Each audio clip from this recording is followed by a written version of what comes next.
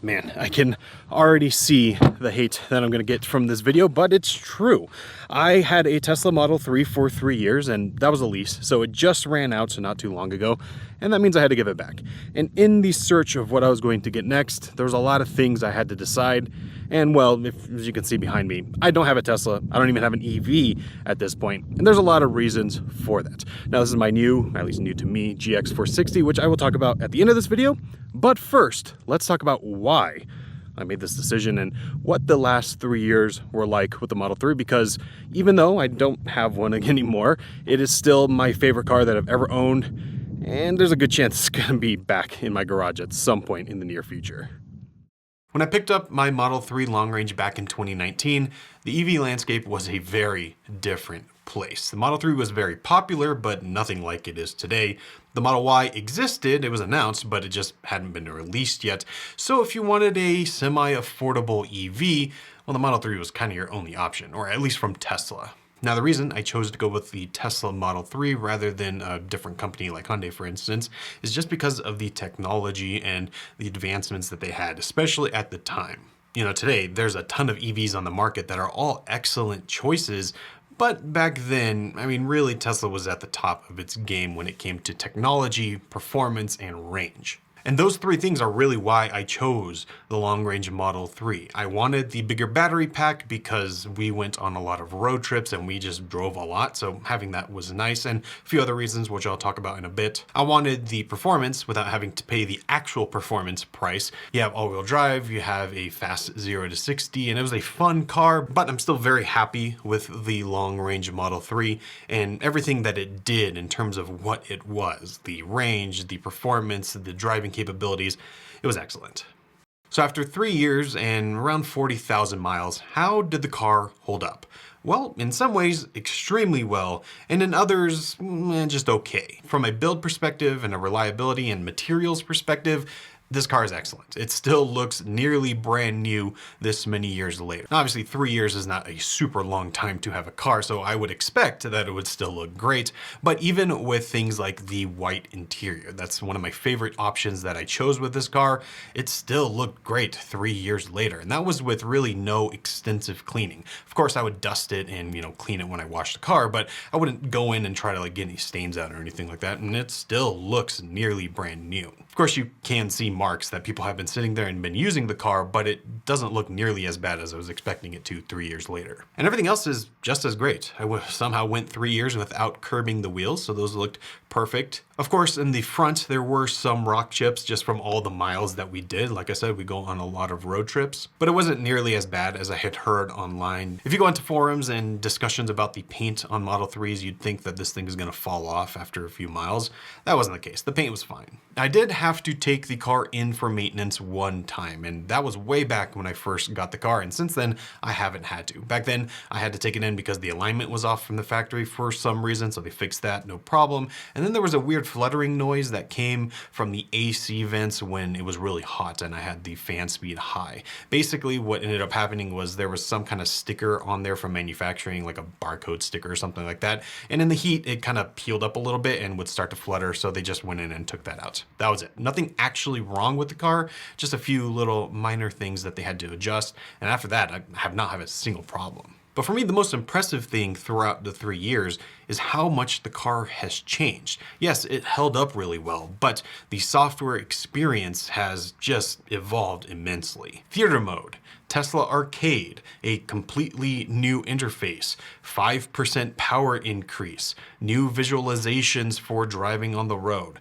Tesla FSD beta and subscriptions. Those are just a few of the updates that came to my car in those 3 years, and those are really big changes, not just small little tweaks. And there are many other changes that I didn't mention, but that amount of difference from when I picked up the car to when I gave it back, that's a big deal. And that really is what kept the car feeling fresh. Every few months an update would drop and it felt like there was something new to the car that you wanted to experience again. And that is just something I've never had on any other car. And even to this day, I think Tesla does that the best. And that's probably what led to me loving this car so much. Every single day I got in to drive it, it was exciting, I was happy. And that's not something I could say about every single car that I've ever owned. Usually there's a honeymoon period there there where you start to get used to it, and eventually it's just kind of your car. While that definitely happened with the Model 3, there was still that excitement every single time. So all of that is great, but let's talk about the biggest question that I always get and I always see with Teslas, especially in long-term ownership, and that's the battery. How is it held up? Has it degraded? Do you need to get it replaced? Well, my situation is maybe a little bit unique, but not super unique.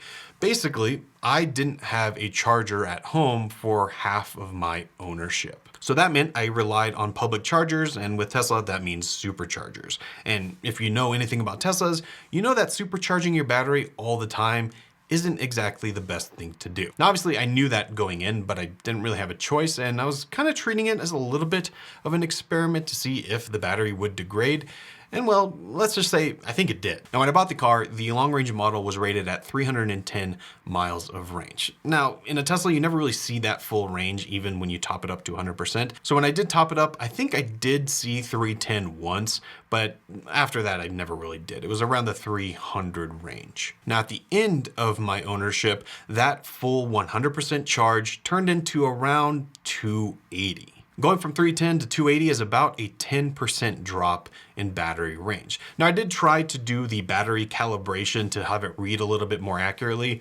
I don't think that worked. Nothing ever changed with my reading in the car, except for it going down over time. So really, I just have to rely on what the car is telling me, and that's saying 10% degradation in 3 years, which is a little high, but considering how much I supercharged, it doesn't really feel all that bad. And I think that if I did have a home charger, it wouldn't be nearly as bad as that. Now, the other portion of charging is cost. How much did it cost to charge my car in the 3 years? And that's not really something I can answer very accurately. When it came to supercharging, I was lucky that because I make these videos and I have content, people did buy through my referral code, which means I had thousands of free supercharging miles. So I never actually paid once for supercharging. And then when I finally did get a personal charger, it was at an apartment complex. So I paid for the spot rather than the charging. So that was 25 bucks a month. And then when I moved to a house that had its own charger, I didn't really live long enough here for it to matter all that much. So you can't really go off my experience for how much it would cost for you, and that also varies just depending on where you live. But I'll leave some links down below to other videos of people that have calculated how much it costs them, so you can get a little bit better idea. Now, with all that being said, why did I go with an SUV that has a V8 in arguably the worst time to own a gas vehicle? Well, there's a few reasons, and it really comes down to price and just purpose. Like, what do I want this car to do? Now, I'll get the price one out of the way real quick because this is super subjective. It really depends on your situation and everything that you're working towards and what you need in life. And for us, myself and my wife, well, our commute is only 10 miles per day. And when I say our commute, I mean my wife's commute because I don't drive anywhere, I work from home. So that means about 50 miles a week of mandatory driving, which really isn't all that much. That's not a real reason to have an electric vehicle for us. Now, when we did get the Model 3, a big reason for that is because we lived in California, and there it's a little bit of a different situation. Both my wife and I would commute to work, and that was a much longer distance. So there, the commuting reasons to have an EV made a lot of sense because we were driving a lot more, so that gas price would add up over time, especially in today's economy. So for us, we're just lucky that we don't have to commute that much anymore, so it made the price of an EV not necessarily worth it. And that's kind of the other portion of the price category. Pretty much no matter what EV you're looking to buy, your kind of minimum entry point is around $40,000. Now, for what you're getting, the price is not horrible, and it's nice that they have gotten the prices that low, considering, a few years ago, it was nearly double that, depending on what car you're getting. But I was able to buy this for around half that, and doing all the math, even if gas was to skyrocket even more than it already has, it's going to take years to actually make up that cost, not only in gas, but also in maintenance. I did that math before making this purchase, and it adds up. Now, obviously, if you're going to keep a car for like a year or something, that doesn't really matter, but I'm in this for the long haul. We decided that whatever car we got next, it would be something that we would keep for many years rather than just, 3. Now, again, price is subjective. That's just how it worked out for us. Obviously, for everyone, it's going to be different. And when we ran the numbers, the price for an EV compared to the price for gas, it just didn't add up. But that wouldn't be the only reason to not get an EV. If that was the only reason, we probably still would have gotten one. The other one is purpose. What did we want the car to do? Now, like I said, when we were living in California, it made sense for us to have an EV because commuting was a big part of our lives, and that was kind of the purpose of the vehicle. It was a way to get around that was not only fun because EVs are fun, but also because it would be more economical, and it was. But now our mindset has shifted a little bit.